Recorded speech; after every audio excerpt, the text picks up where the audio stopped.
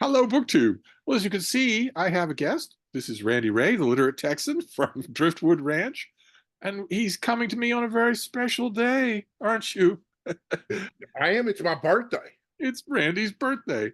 I'm 54. 54 years old. Good Lord. My poor old ex-wife claimed that I was like a 12-year-old and that I celebrate my birthday every day in the month of February. But this is the actual day.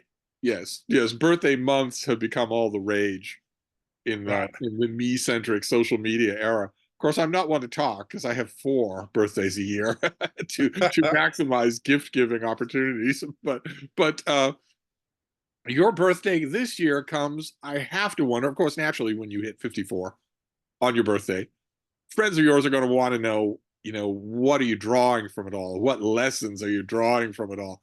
But think what younger Randy Ray would have thought if you told him that at 54 he was going to be dealing with health problems, Right. going through chemo. Well, 51-year-old Randy Ray, for that matter. Yeah. You know, So, on behalf of all the rest of BookTube, who misses you and wants to know, how are you doing? I'm doing all right. I don't know how in detail I've gotten about my health issues on the channel and stuff, but a couple of years ago, the humerus, the big bone in my arm, just snapped. And I was like, well, that's weird.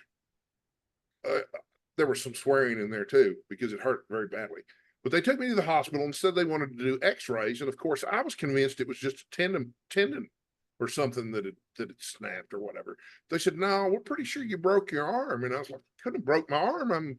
I didn't do anything. I wasn't lifting anything. I literally made a move like this to catch my balance as I was getting up, and and the arm just snapped when I did that. But they took me to the hospital and X-rayed me. The arm was broken, and they explained to me that I had a tumor on the bone and that I have cancer, but they didn't know what kind. Oh, wow. So I have multiple myeloma, which is a relatively rare blood cancer that is treatable, but it's not as common as one of the other blood cancers, lymphoma, leukemia. So I've been undergoing oral chemo for the last 2 years. It's a pill that I take that costs an ungodly amount of money, but there's ways around that if you have health insurance. And it has side effects. Brain fog is one of them. I get confused sometimes during videos and I miss a word or something like that. And I always laugh about it. But that's a side effect of the cancer meds that I'm on. But then 2 months ago, they put me on chemo infusions, like the traditional ones where you plug me in and pump me full of poison. And it's working. The cancer levels are going down. The side effects have gotten worse. The brain fog is worse, and then the weakness and the digestive side effects. But it's not like you see on TV or in the movies. I'm not projectile vomiting all the time or lying there like this. In fact, I've gained weight. Everybody else who gets cancer loses weight, but not me. No, I've gained weight. So, Well, but yeah, I'm doing all right. And I'm real grateful to still be here. I was worried because they told me not to do this. They told me not to Google what kind of cancer I had and look at the numbers and stuff. And I stayed away from that for quite a while. But then I Googled one of the medications that I was on and I accidentally caught sight of it. And Google said I had like 2 years left. And I was like, oh, hell. But my oncologist says I've got 15 or 20 years. That means half the people in my situation would make it 15 or 20 years or longer, and half would make it less. My goal is to be one of the ones that lasts longer because I want another 54 years is what I'm hoping. now, naturally, hearing all that, listeners on BookTube especially, this weird community that you found late, and we're glad you did. Right? Naturally, all the listeners are wondering, what does this do with books? What does this do to your relationship with books? Are you able to read? Yes. In fact, strangely enough, and it's probably because I've been a reader since I was 12 years old, the one place where my brain fog doesn't seem to affect me is when I'm reading books. I can remember character names. I can follow plots. I don't have any trouble with books, even even books that might have been a little bit difficult. I just don't have any trouble following them. Yeah. But when I was in the hospital with the broken arm, and I was in the hospital for a couple of weeks with the broken arm, I couldn't hold a book to read it, and it was awful. But I was high on morphine most of the time, so I wasn't super bummed out about anything at that point. But I listened to audiobooks of my favorite books while I was in But I couldn't remember who came to visit me either, Mm. because between the brain fog and the morphine, I couldn't remember who came to visit me. So I got somebody to bring me a journal, and I would write lists of the people who came to see me every day, because everybody always want to know, well, who's come to see you today? I'm a relatively popular person in Denton, Texas, for some reason. And So also on BookTube. apparently, yeah, which I'm so grateful for, because the people on BookTube are so cool. Yeah. This Yeah. is just wonderful. You're part of the ongoing lesson that we're all learning every day on BookTube. We always say, this is real. This isn't fake. We're none of us Right, getting in front of the camera and lying. Some bigger right, channels might lie, but we're not lying. This is all right. real. The relationships you make are real. And that always feels great. You're thinking, hey, that's fantastic. I've got other people to talk about books with. Then you remember that real relationships come with downsides as well. And so we lose booktubers. They die. Yes, Suddenly that's not nothing to you anymore. That is right. something. Or Sarah at the Bookish Knitter on a waiting list for a heart transplant. You dealing with chemo. All of a sudden, that bandwidth, that emotional bandwidth that used to be reserved only for people you knew in real life, is now that has extra demands on it. So here's hoping for another 54 years. Right, I'm hoping too. You know, Rudyard Kipling, and I'm paraphrasing terribly here, but Rudyard Kipling said that getting older is like walking along on the ice, and that all your friends are walking along too. But the further you get, the more people drop through, the thinner the ice gets. And you don't know when the ice is going to get thin enough for you to fall through, but it's coming. And Right. you know, I'm in a recovery support group, you know, one of these 12-step groups for my various addictions. And I was going through my contacts list the other night, because there was a friend of mine, I couldn't remember his name. And I thought, well, I'll just go through the contacts list, and when I spot the name, I'll remember it. And I'd spent 48 hours trying to remember this guy's name. And we're good friends. He comes to see me and stuff, but I could not remember his name. So I'm going through my contacts list. And I'm sure this wasn't right, but it seemed like 10 to 20% of the people in my address book have died. But they tell you that when you first start going to AA, buy a suit, because they're the dyingest bunch of people you've ever met. Well, actually, that humans are the dianest bunch of people you've ever met. Right. Yeah. You Well, don't you know, know. three score and 10 is That Kipling image is perfectly right. You don't know. It's not like you can look around you at the crowd of friends who are walking forward on that ice and notice bad patch of ice or a risky patch of friends. You right. can't notice anything of the kind. You're all going forward and hoping for the best. And Right. sooner or later it will be you. Of course, the not exactly Church of England part of Kipling's image is that when somebody falls through the ice, they don't exist anywhere else. And a church isn't erected where they fell into the ice. It's just you're going forward and you lose people along the way until finally you're Right. one of the people who's lost. But I imagine a lot of readers are going to be happy to hear that reading seems exempt from the brain Oh fog. yeah, yeah, it's wonderful. And I'm very I'm very lucky. I like movies. You know, I'm a bit of a movie fan, but especially older classic movies, which makes me really unusual, because you know, I reconnected with an ex-girlfriend of mine from about 30 years ago recently, and she's a huge fan of classic movies too, which is so unusual. I had a girlfriend, I'm rambling again. I had a girlfriend come visit me. It was a long distance relationship. She was in Houston, and I would fly her in to visit. Well, one of our first dates, when she came in to visit, I wanted to show her my favorite movie, Casablanca, which we watched, and she enjoyed and was suitably impressed.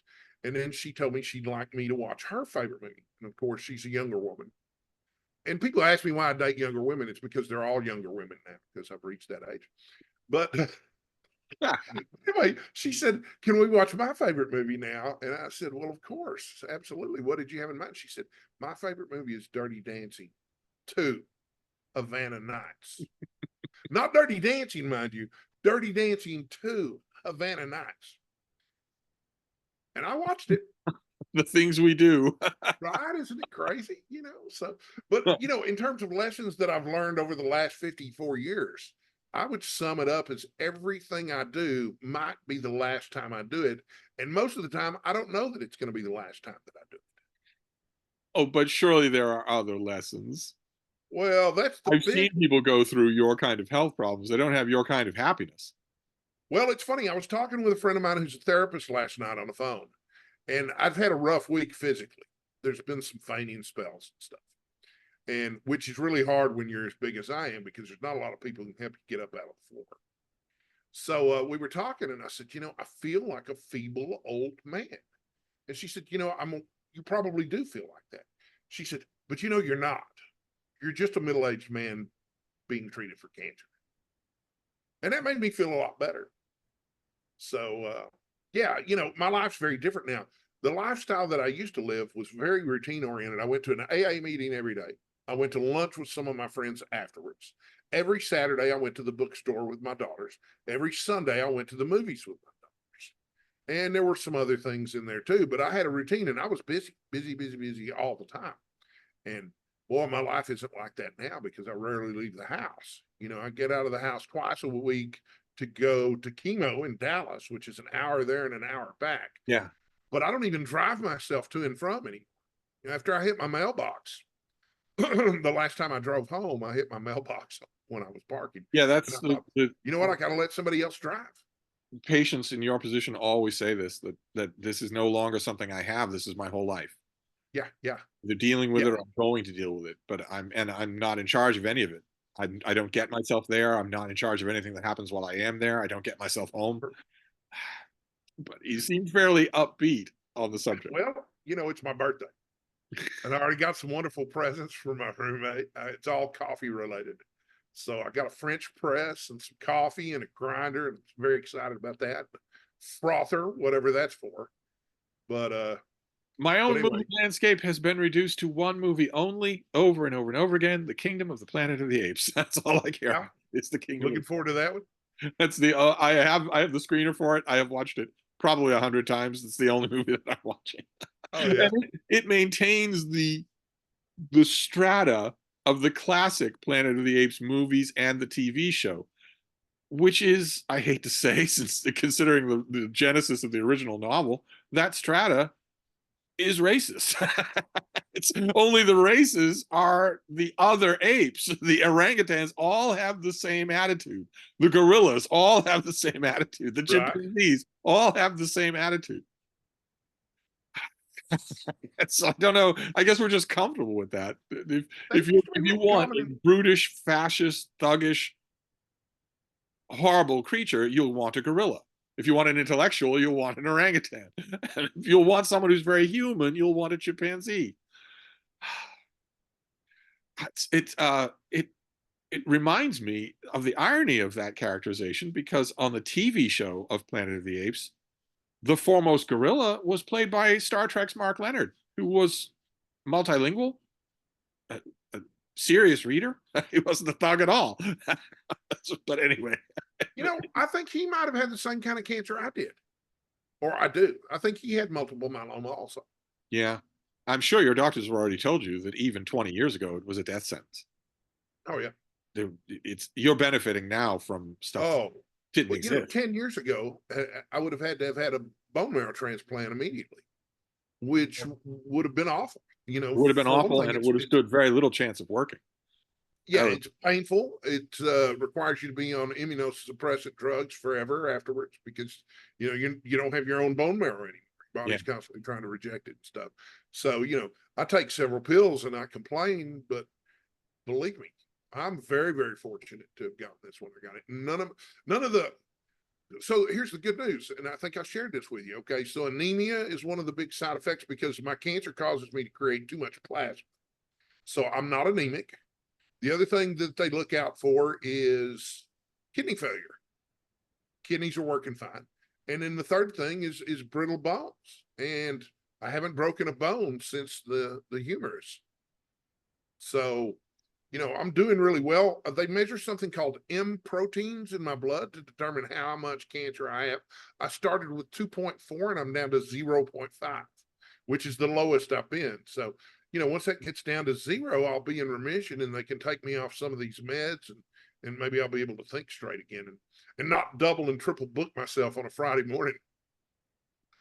Lots of people wanting your time on your birthday. Right. But in addition to the cancer and the chemo, you have also, in your 54 years, seen it all. You've had businesses and lost them. You've been a high Oh yeah. roller and not. You've hit rock Yes, bottom. this In is true. terms of addictions, you've hit rock bottom and reached out for help that you once upon a time told yourself you didn't need. Right. All of that has to build in other lessons. What other things could the 54-year-old Randy tell the 24-year-old Randy? Humility, man. Cultivate humility as best you can. You know, my wife and I had friends who would win the lottery. We had a friend who won the lottery. Someone else had lost a limb in an industrial accident, got a big payout and stuff. And you know, these people would run through their money within a year, 2 years, 3, 4 years. And my wife and I talked about how that will never happen to us if we ever get really rich and stuff. So I went out and I built a business, and through a fluke, it did really, really well. And I sold it for 7 figures. It was like winning the lottery. And I could have retired on that money. But I was not a humble person in those days. And I was convinced that I was a genius at managing businesses. So I launched a new business with 15 employees using the money I'd made from the last business to work it. And I did grow it to a point where I was able to cover payroll. But a lot of my business takes place on the internet. I do search engine optimization and search engine marketing. And Google updated their algorithm, and I lost 90% of my revenue overnight and couldn't regain it. And so I just used my savings to continue to keep all the staff on hand until I ran out of money. Mhm. And then, you know, I got behind with the IRS. So I literally went broke. And I was also maintaining an alcohol and pill habit, uh, you know, because nothing goes better together than whiskey and painkillers. I mean, that's better than peanut butter and jelly for someone in my makeup. And so I went so broke that of course my wife left me, and that was probably a good move on her part financially, if nothing else. And I couldn't pay my rent, you know, and I wound up living in a friend's spare room for a few months because I just couldn't make the rent. And I wound up and I had this absurd house. We used to call it, believe it or not, we used to call it Stately Ray Manor because it was so huge. But apologies to Michael K. Vaughn. But but anyway, I've moved into this. I was desperate to get out of my friend's spare room because I'm allergic to cats. And he had cats. And so I moved into a small 2 bedroom apartment, might have been 900 square feet. But I was happier in that 900 square foot apartment than I ever was in that 5,000 square foot home. So, you know, all of that really combined to make me rethink my priorities quite a bit. And would you have told that younger Randy to enter a monastery? No, No. absolutely not. No. In fact, I was talking with a friend the other day about girlfriends and romance and whatnot, and how, you know, I've done everything I want to do as it pertains to romance at this point. So, you know, take them or leave them. You know, they come and they go, and it's fine. I don't get upset about it anymore. 27-year-old Randy was desperate to find a wife and have kids, but that just happened in spite of my efforts. And For all along, threading through all of this was reading. yeah, I've always, you know, and of course, now when I was drinking and doing pills and stuff, you know, I might read 12 books a year instead of what I read last year. 70, finished 70 books last year. And I'm up to, I've already hit 15 this year. I'm really on pace to have a really solid year for me. So I'm reading Partially Sherlock helped. Holmes this month. Yes, I was just about to say, partially helped by BookTube events. How is the Yeah, reading of Sherlock Holmes? I'm loving it. Of course, I'm reading the canon. And, you know, of course, we've got a bunch of prompts, and I've got books purchased for those prompts, but the canon's good 1,700 pages long. I mean, it's 7 books. It's longer than The Lord of the Rings, which I think is about 1,200, 1,300 pages long. So I may just be able to finish the canon this month and nothing else.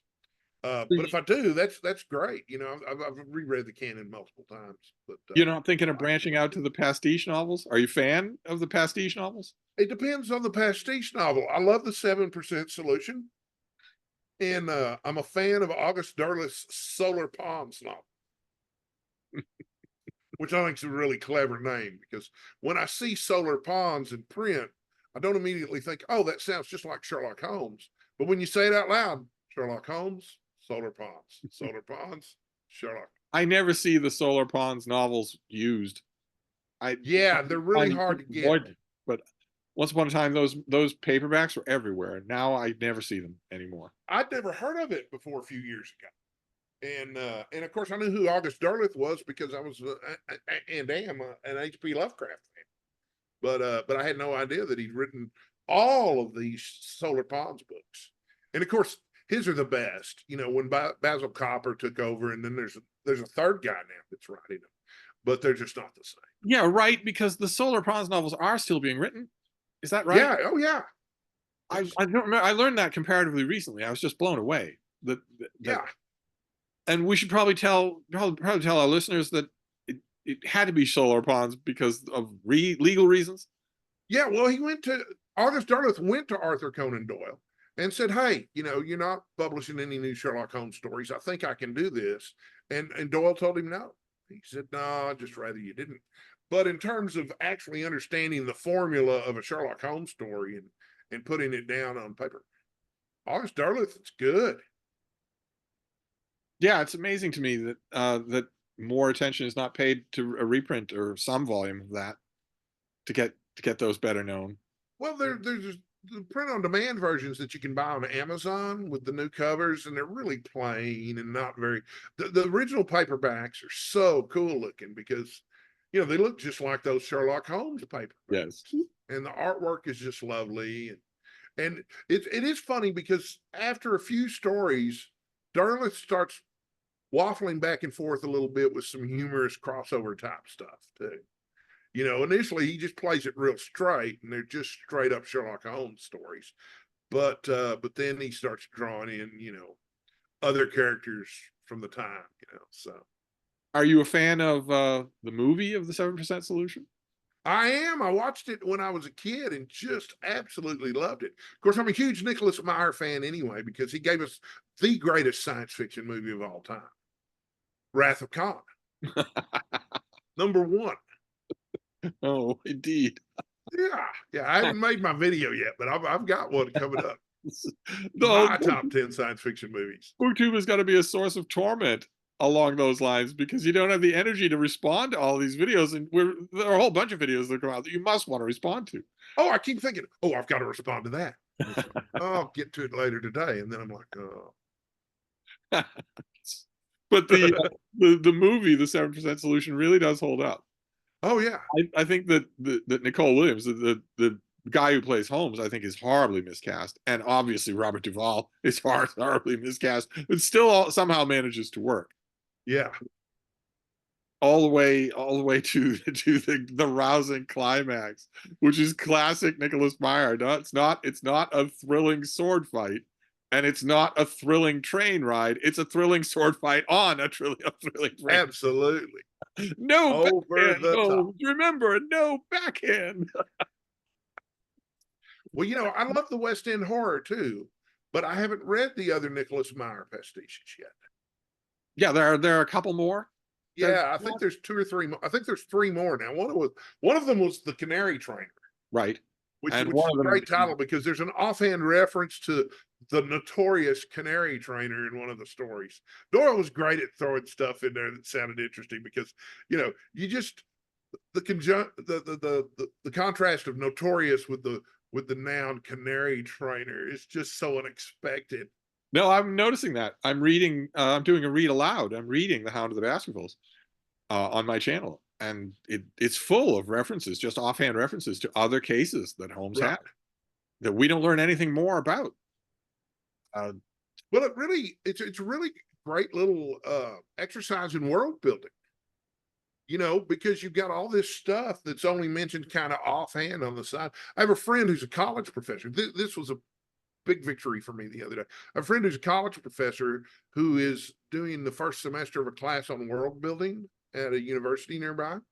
And we've been friends since high school. We took creative writing and fiction together. And he was contacting me and he said, man, all these fantasy books that I want to use as examples of world building are incredibly long. And he said, did you know The Lord of the Rings is 1,300 pages? I said, well, don't give them The Lord of the Rings. Give them a Wizard of Earthsea. I was You just know, going I to, mean, yeah, they're out there. So we they're out went there. over the reading list together, and he implemented my suggestions to his reading list. So I got to help program the syllabus for the course, which is really great. He's encouraging me to get my 18 hours of graduate school under me so I can be an adjunct. He thinks I'd be good at that. So maybe once I go into remission, I think you would be. I think it'd be fun. For me, the key was always just short stories. If you can't convincingly world build in a short story, then you have no business pontificating on it. And a lot of effective world building is done in short stories. So, and students won't balk at short stories. Oh yeah, yeah. Whereas you give them a novel, they might.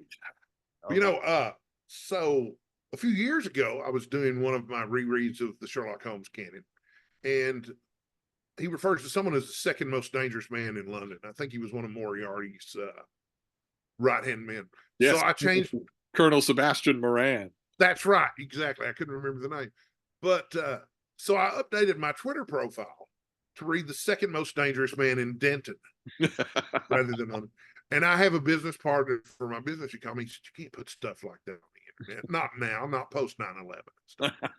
So I was reading one of the stories in the Adventures of Sherlock Holmes where he refers to it's the Red-Headed League. He refers to the character as the fourth smartest man in London.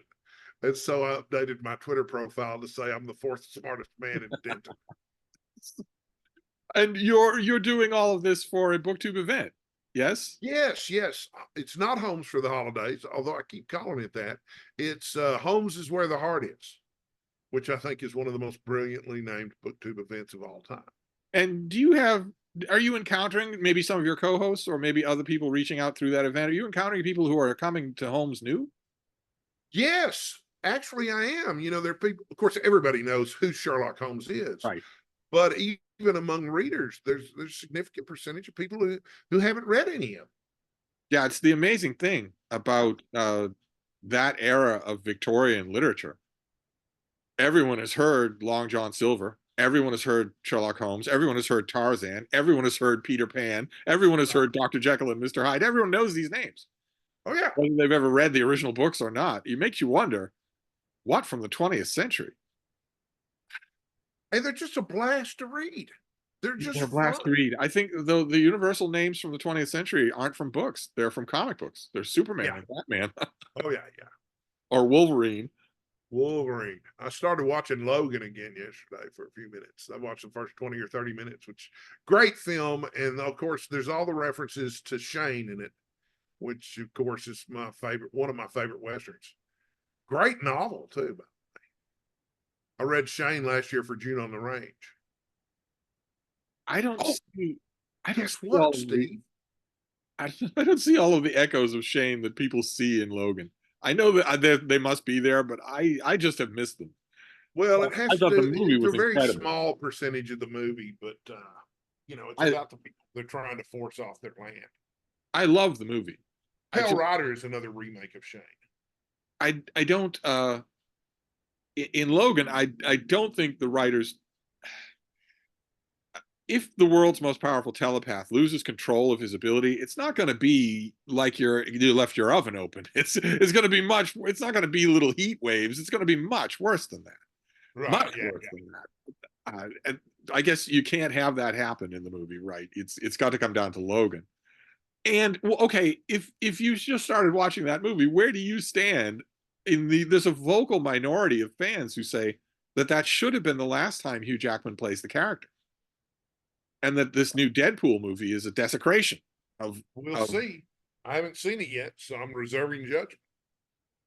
But it was, you know, I think Logan would have been the perfect swan song for the character, at least that version of the character. Yeah, which would have to be, I forget the name of the actor who has been cast to play Wolverine in the new franchise. Oh, I should remember that name. I don't remember Daniel Radcliffe. It isn't Daniel Radcliffe. Of course, if it were me in charge, I would cast someone like Danny DeVito and really surprise everybody.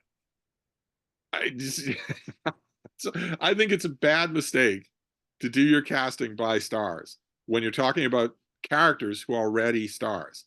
Right. Fine, if you want to bring in a star for a Western or a period drama, fine. But if you've already, the character of Wolverine is already a star. So find a really good nobody who won't charge you an arm and a leg and then go on social media and say Trump won. or anything like that. Find a non-entity who will mind his manners, and just cast that for both the X-Men and also the Fantastic Four. Pedro Pascal has been cast as Reed Richards.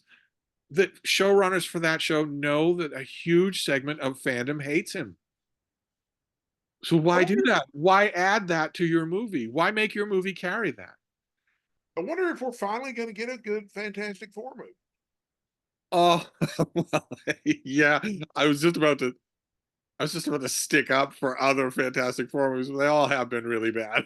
They There've really been have. great bits in them. The Silver Surfer in that movie is well done, but Right. yeah, they're all terrible. Well, that's the problem with most superhero movies. This is a theory that I have is they want to take these existing intellectual properties and then improve them. They don't want to just be faithful to them. I Yeah, mean, I could make a great Superman movie out of any number of Superman storylines from the comic books without needing to improve them at all. yeah. If I were to make a Superman movie, I would embrace the whole whimsical side of it. You'd have Mr. McMiddleplick and the Toy Man and the Prankster and Bizarro and I'm hoping we get something closer to that with James Gunn, but who knows? But With you James know, Gunn, yeah, yeah. he might be more whimsical, but he'll also mock the idea of Superman, which is a thing. I'm not sure. I think James Gunn might be very pro Superman. We'll see, I hope but you're right. I hope you're right. It's I'm just a big fan of James Gunn. I loved all the Guardians of the Galaxy movies, but I've been a fan of James Gunn since his remake of Dawn of the Dead, which Zack Snyder directed, and it's just marvelous. it is It's one of one of the those greatest movies. movies ever made. It's one of those movies that no matter how many times I watch it, I never get tired of it. Oh no, no, no! It's just Yeah, wonderful, and it's not. We should for those people who might think we're just both regressing to 8 years old. There's plenty of zombie stuff in Dawn of the Dead, but it's not just that. The human right. part is wonderful. Yeah, the It, characters are so compelling and well drawn, and the music they're a is lot good. more well drawn than they need to be. Right. To Yeah, it was just really great. Really, it's fun. It's funny and fun in the right parts, and then it's scary and sad in the parts where it's supposed to be scary and sad. I mean, it was just perfect. and you get terrific jump scares. He isn't afraid. They aren't afraid to go where the zombie idea takes them, including a zombie Right. baby. It's just Well, and of course, that was a nod back to Zombie 2 or Zombie 3, one of those Italian sequels to Dawn of the Dead. Because these zombie movies just feed into themselves. But the zombie baby, I'm pretty sure was from Zombie 3, which was the second sequel. Because Dawn of the Dead was released in Italy as Zombie. And then they made Zombie 2 and Zombie 3, and they've made Zombie 4 and 5, but they start getting pretty bad after that. they start getting bad then, do they? Right, right. Zombie Oh, 2 is terrific because that's the one where you've got the shark fighting the zombie. And I'm waiting for a big budget film to do that. So, Lucio Fulci directed that one, and Lucio Fulci is, godfather of gore. So, so so when it comes to your birthday, you're Mr. Popularity. oh yeah, my phone's been blowing up today. It's been a lot of fun, and we're actually having a party a week from tomorrow. I throw a big party every year, and everybody thinks that it's my ego, and it is in part. But people are so nice to me all through the year, every year. I figure the least I can do is get them a meal and some live entertainment. So I have a big Bilbo Baggins style birthday party every year. Yeah, and I've been doing this for decades. A One of big the one of the Bilbo singers Baggins that's style birthday party. I love it. I one love of the singers that's performing at my birthday party this year performed at my 30th birthday party 24 years ago. So I'm real excited about that. and I assume it will be a huge crowd. Oh yeah, yeah. Well, to me it'll be huge. We're thinking about 50 people. Last year I had a really small birthday party because I didn't have the money to throw. I haven't been able to work as much lately. So last year I didn't throw a very big birthday party, but the year before that we had 50, 60, 70 people there. I rented a party venue and it was really cool. Lots of video games and pool tables and that sort of thing. Unfortunately, it's closed now. But yeah, no, I'm really excited about that. A week from tomorrow. So I'll post pictures on Instagram. we can assume that even more people will attend the birthday party of the third smartest man in Denton. Probably. Does he draw an even bigger crowd? Well, he draws a lot of water in this town, that guy. And what about BookTube? Well, I've got a question and answer video planned to celebrate my 1,000 subscribers. So I was planning to do it later today. I just need to collate all the questions on a legal pad so that I can read them. So I won't be looking at the computer the whole time. But I'm real excited about the questions that I got in my call for questions. So I haven't done a question and answer video since I got hit 200 subscribers or 300, something like that. But So that'll be a fun birthday activity today. does YouTube represent a particular drain of energy? You find it? Yes, no, not really. I mean, sort of. I'm not, it's just like you told me, I don't want to show up on screen with the personality of a piece of soggy toast. Right. And sometimes that's about as good as I feel. Today, obviously, feeling pretty good. But Tuesday, I could barely walk. Yeah. Yeah. You know, And another thing is that you start to really like the people who are involved in your own channel's community. So even if yes, you feel like a piece of soggy toast, but you feel like doing it anyway, you might not do it because you don't want to worry them. right, yeah, yeah. Well, I know a lot of people, celebs and stuff, they get cancer and they don't tell anybody because they don't want anybody to make a fuss about it. I'm not like that. Fuss over me. I'm just, I'm just not a private person. It's not. It's just not in my nature. I'm an open book. I'm just the opposite when it's a physical problem. Yeah. Anything else, I'm fine with all the fussing in the world. But when it's a physical problem, I'm just the opposite. But that's good though, because you've got a huge amount of people there, I imagine, who are happy to take you up on the opportunity to fuss over you. Oh yeah. I'm Are really you doing a lot of reading other than Holmes? Let's see. I just finished a biography of David Foster Wallace that I liked. I didn't love it. I liked it. The last 30 pages were really terrible. Which one was Every this? love story is a ghost story was the Oh, title of it. okay. And I really enjoyed that. I'm in the middle of a book called If I Never Get Back. And I don't remember the author's name, but it's basically, now I can't remember the title of the classic time travel book where the guy goes back in time by looking at Central Park and imagining it. It's just like that, only he goes back in time to 1869 and plays baseball, which was a very different game in 1869. And he just met Mark Twain. So I'm really enjoying that. And I'm in the middle of it right now. Are you a fan of David Foster Wallace? I really enjoyed his essay collection that I just read. Consider the Lobster. Consider And Lobster, for March of the okay. Mammoths, I'm going to tackle the big one. Infinite Jest? Infinite Jest. Oh I'm my gonna go ahead and dive into it. So wish me luck. my. Well, we're running out of time. I don't want to end up in mid-sentence. So Right. to everybody listening, wish Randy a happy birthday. I will leave a link to his channel. Go over. The best gift you could give him would be to subscribe to his channel. That's a Because great he'll be gift. back full steam as soon as he's Anybody go. ready to do it. Steve, this was fun. Thank you so much. It's my pleasure. Happy birthday. Thank you very much. I will talk with you soon.